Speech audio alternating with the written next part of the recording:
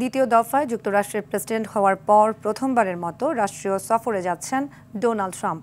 একাধিক ইস্যুতে মধ্যপ্রাচ্য ভ্রমণকে বিশেষভাবে দেখছে ট্রাম্প প্রশাসন। সফরে সৌদি, কাতার ও আরব আমিরাতের সঙ্গে জ্বালানি, গাজা সংকট ও ইরানের পারমাণবিক কর্মসূচি নিয়ে আলোচনার কথা রয়েছে। তবে সফর তালিকায় ইসরায়েলের নাম না থাকায় নেতানিয়াহুর সঙ্গে ট্রাম্পের সম্পর্ক ভঙ্গের গুঞ্জন শোনা যাচ্ছে আবারও। এদিকে এক মার্কিন জিম্মিকে মুক্তির ঘোষণা দিয়েছে হামাস। সামদানি প্রত্যয়ের রিপোর্টে দেখুন বিস্তারিত।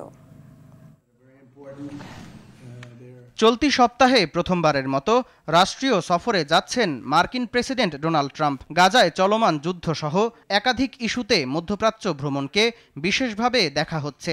মধ্যপ্রাচ্যের বন্ধুপ্রতিম দেশগুলোর কাছ থেকে জ্বালানি তেল বাণিজ্য, গাজা ইয়েমেন সংকট ও ইরানের পরমাণু কর্মসূচি নিয়ে আলোচনা করবেন তিনি। গাজা থেকে ফিলিস্তিনিদের বিতাড়ন প্রসঙ্গে বিরোধিতা ছাড়াও স্বাধীন ফিলিস্তিনের পক্ষে মধ্যপ্রাচ্যের দেশগুলোর পক্ষ থেকে চাপ বাড়ছে। পরীক্ষিত মিত্রদের কাছ থেকে এরকমের চাপ আগে কখনো মোকাবেলা করেনি ওয়াশিংটন, যার কারণে ট্রাম্পের এ সফরে গাজা যুদ্ধ আলোচনার কেন্দ্রবিন্দুতে থাকতে পারে বলে ধারণা করছে গণমাধ্যম গার্ডিয়ান। পাশাপাশি চীনের অর্থনৈতিক প্রভাব মোকাবেলা নিয়েও আলোচনা করতে পারেন ট্রাম্প। সফরসূচিতে ইসরায়েলের নাম না থাকায় কানাঘুষো শুরু হয়েছে বিভিন্ন মহলে।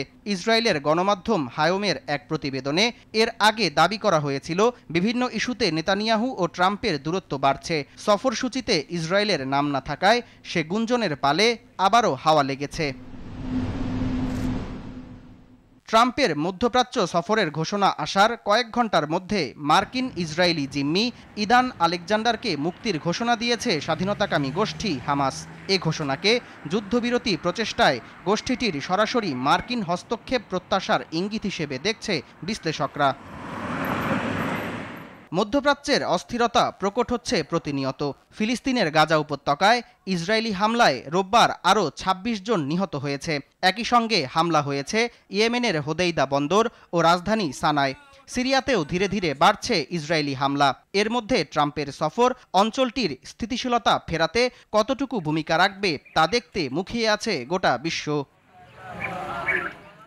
সামদানি প্রত্যয়, RTV।